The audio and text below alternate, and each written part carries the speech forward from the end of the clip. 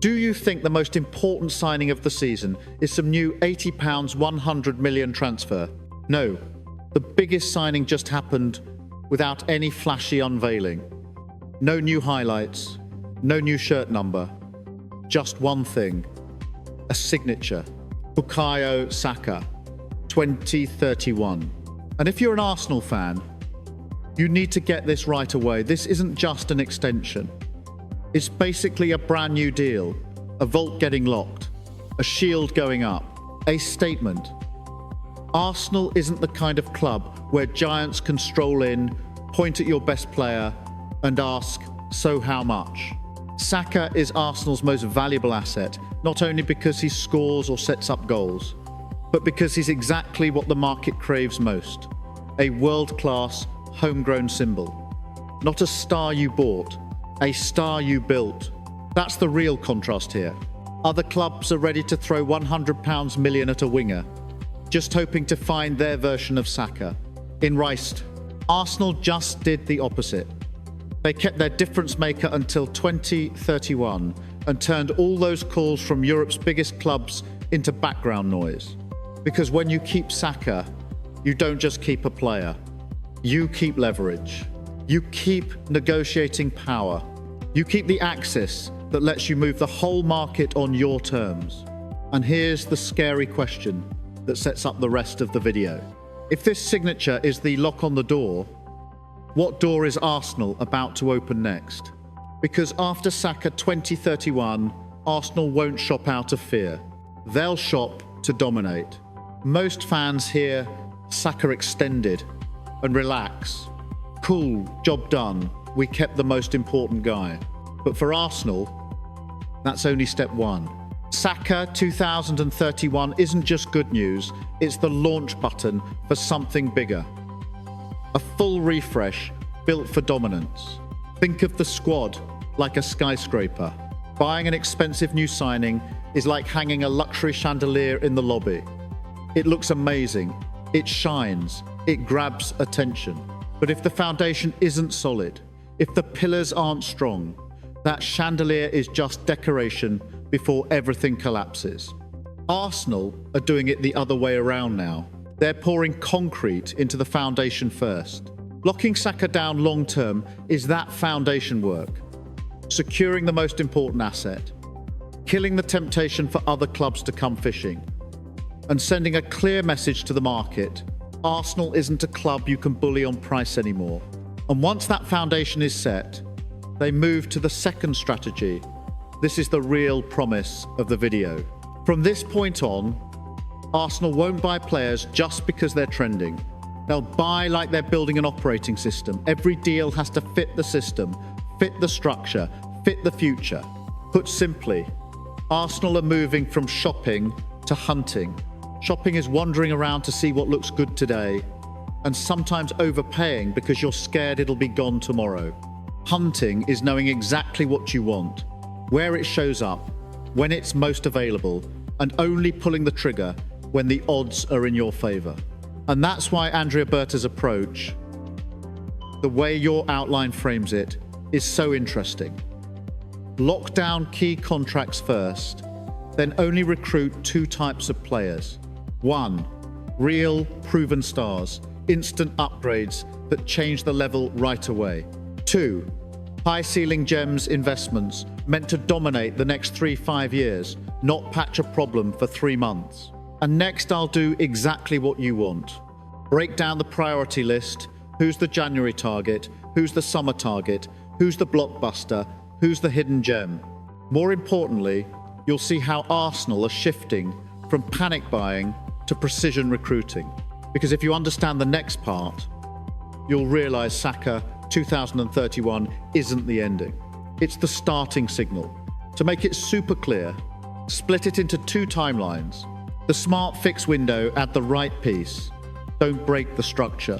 Some of the takeover window, big moves that shape an entire era. That's the difference between a club being dragged by the market and a club that's starting to drag the market behind it. Top attacking priority. Rodrigo, the ceiling raiser. His brief from Posit, If you ask what Arsenal still need to turn big games into total wins, the answer usually sits in the last 20 metres. Pure decision-making quality. That's why Rodrigo is being talked about as a top attacking priority. Not because fans love a blockbuster, but because a Rodrigo-type profile represents what Arsenal are actually hunting. Someone who can play multiple roles, handle pressure, and create something when the game is locked tight. Arsenal don't want just another good player. They want someone who makes the whole system more dangerous, so opponents have to defend differently. Top defensive priority. Mark Guehi, the strategic chess move. At the back, Arsenal are thinking in a totally different way. Guehi isn't a PR signing. He's a system lock signing. Think of your defense like the security door of a building. You can paint the walls, upgrade the lights, but if the lock is weak, the whole place is still at risk. Guehi is the kind of target Arsenal can play on timing. Buy at the right price, or stay patient until summer and gain leverage. And that's the key shift. Arsenal aren't just asking, is he good? They're asking, when do we buy so we win on the pitch and at the negotiation table? In the past, Arsenal fell into a familiar pattern. A gap in the squad, fans getting nervous, the market knowing Arsenal needed a deal fast, and prices getting pushed up like a soft ransom. That's panic buying, buying out of fear. But now, with Saka locked down long-term and the secure the core first plan in place, Arsenal are moving toward what I'd call precision recruitment. More like a sniper than a shopper. What does that mean? Not see target, shoot. It means waiting for the right distance, the right angle, the right moment, and only pulling the trigger when you're sure. That's why Arsenal's target list looks wide, from blockbusters to raw gems, but it's actually very structured. Add depth, lock in the future, accelerate if an opportunity shows up. Summer. Go big to raise the team's ceiling and lock in a dominant core. And here's the mini hook that pulls you into part 4. If Rodrigo is the ceiling raiser and Guehi is the system lock move, then what are Arsenal actually doing in negotiations? Have any offers already been sent? Who's choosing Arsenal over rivals? And which hidden gem do they want to lock down before all of Europe wakes up and starts bidding? Because from here, you'll see Arsenal aren't moving like he's trending, go get him. The numberation, they're doing something much colder. Putting conditions on the table and letting the market reveal who truly fits. And we start with the most shocking name, Rodrigo, the attacking ceiling raiser. Based on the transfer chatter, Arsenal are rumoured to have opened with a figure around £52 million. But the key isn't the number. The key is what Arsenal can offer that Real Madrid often can't promise. Minutes and a clear role. At Real, you can be a star and still have weeks where you're basically option B because the squad is stacked. At Arsenal, if this happens, Rodrigo wouldn't be there to stand around. He'd be there to shift the dial up, pace, skill, and most importantly, end product in tight games. And here's the mini hook. Arsenal aren't asking, are you good? They're asking, will you make opponents scared? Kenan Yildiz, the Ballon d'Or ceiling gem. Yildiz is the kind of deal you make when a club has entered the build an empire phase.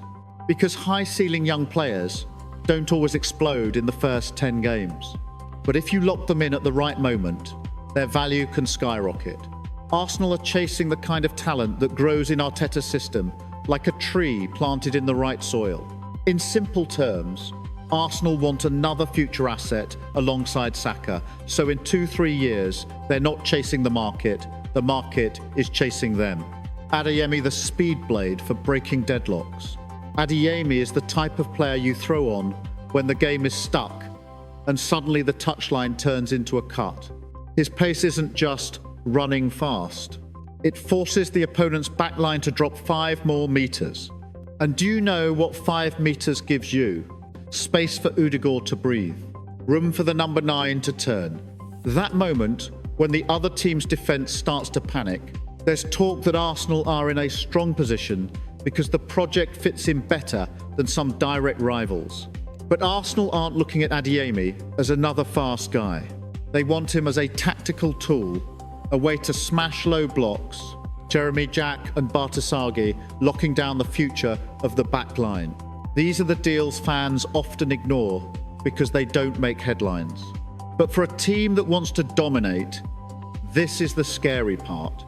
Arsenal are looking at the defence like a banking system. You don't just need a safe today. You need a safe for 3 years from now when fixtures pile up, injuries hit, and opponents start reading your patterns. So Arsenal are basically buying risk before risk even shows up. Hiram Blackburn pushing the pace to grab him first. This is the classic January hunting move. A 17-year-old talent sounds small, but you know how the market works. If a young player fits the profile, 6 good months and the price jumps like a stock chart. That's why Arsenal want to speed it up.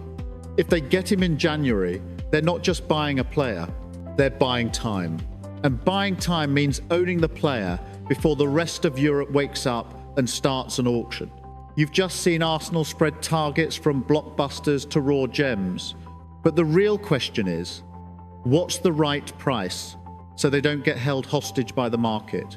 Because right after this, one number shows up and it's enough to make every Arsenal fan freeze. Cup 26 leave sterling million. Now you see Arsenal hacking the market in the coldest way. One name is making boardrooms jump, not because of goals, but because of the number. Capving 6 livre sterling million. That's the rumoured price tag, around 100 euros million for a Leipzig talent. Some people call it a warning price. If you want him, it's going to hurt. Sounds crazy, right? But in modern football, that kind of price isn't always meant to sell. It's meant to control the game. Picture walking into an auction. Before you even raise your paddle, the seller says, starting price, 100 million. If you can't pay, step outside. The goal isn't to close the deal instantly. The goal is to filter the competition. And this is where Arsenal are different from the old version of themselves. They don't rush just because the headline is loud. They ask, is £86 million real value, or is it a fear tax? Because transfers always have an invisible tax. The panic premium, the extra you pay just because you're scared of missing out. A desperate club pays it. A club trying to dominate doesn't. They do the harder thing. They wait. That's why you see Arsenal weighing 2 paths. One path is pay now to get the player immediately fast and powerful, but risky because the market can hold you hostage. The other path is wait for the right moment, especially with targets like Guehi. As contracts get closer to the end, leverage shifts toward the buyer and the price can drop over time. It's like buying a house. Buy when the seller knows you're desperate and you'll overpay. Wait until the seller gets nervous and you buy at the right price. And here's the mini hook into the next part. If Arsenal can save tens of millions just by timing, where do they get extra leverage without selling anyone important? Because right after this, there's a chunk of money that could drop in from an old player. This is the part that shows why Arsenal aren't just playing better on the pitch, they're playing contracts better too. Arsenal could get a reinvestment boost thanks to a sell-on clause if Lazio sell Nuno Tavares. Sounds normal, but the meaning is huge. In football, there are 2 ways to raise your budget. Option 1, sell your best players and weaken the team. Option 2, make money from players who aren't in your plans anymore through smart contract clauses. And Arsenal are trying to do option 2. Think of it like investing in a small piece of land years ago. You sold it, but you were smart enough to keep one clause. If it gets sold again later, I get a percentage. So you do nothing, and the money can still come back to you. That's a sell-on clause, something most fans ignore, but executives treat like a gold mine. If Lazio sell Tavares for a big enough fee, Arsenal could get a decent amount back to plug into another deal. And here's the real twist. Arsenal are building a system where every deal doesn't just solve today, it sets traps for tomorrow. You sell a player you don't need, but you leave a hook in his future money flow. One day the market flips, another club comes in, the price gets pushed up, and Arsenal profit. That's the kind of sharp, sneaky thinking dominant clubs have. They don't just win on the pitch, they win in the fine print too. And if you've made it this far, the ending is where you have to step in. I'm putting you in the sporting director's chair, because the real decision isn't who does Arsenal buy, it's how should Arsenal spend to dominate long term. Now it's your turn. You're not just watching anymore. You're Arsenal sporting director for the next 30 seconds. You've locked Saka until 2031, meaning you've secured the diamond of the whole project. You've got a target list. Blockbusters to raise the ceiling. Raw gems to dominate long term. You might even get a surprise cash boost from a sell-on clause. But there's one thing you never have enough of: budget. And here's the make or break question, the one that separates a contender from a dominant club. What do you do with £86 million? A pay now. Close it now.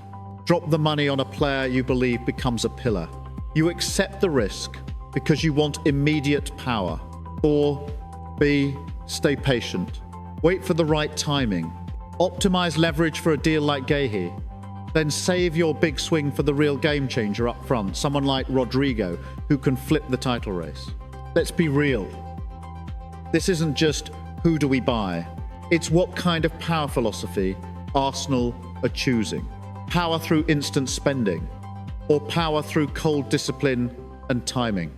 And I want you to answer like an executive, not just a fan. Rob Akamoun, do you pick A, spend the pound 86 metres now, or B, wait for timing and go bigger where it matters most? And one more question, proper sporting director style. If you can only pick one deal to change the season, who's your pick? Rodrigo, Guehi, or someone else? If you want me to keep you updated on Rodrigo, Guehi, Yildiz, Adeyemi, without the noise, with the logic and the real likelihood, hit subscribe so you don't miss the next episode. Because after Saka 2031, Arsenal aren't playing by the market's rules anymore. They're starting to write new ones.